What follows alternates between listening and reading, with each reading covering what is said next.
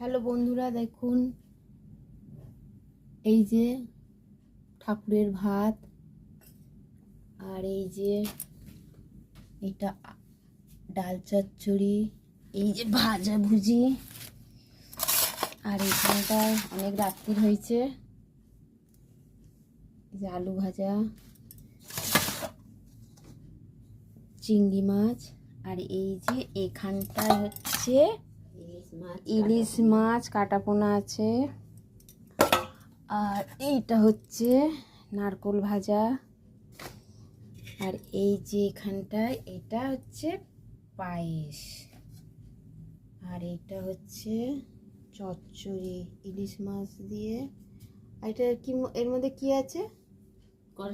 এই যে চচ্চড়িটার মধ্যে ও সব কিছু আছে, সব রকম সবজি দিয়ে, কচু শাক। আর এই যে ভাজা পিঠে আমি বানিয়েছি বন্ধুরা, আমি সব বানিয়েছি ভাজা পিঠে। এখনো ওলের পিঠে হচ্ছে, সেটা হচ্ছে এখনো রান্নাঘরে,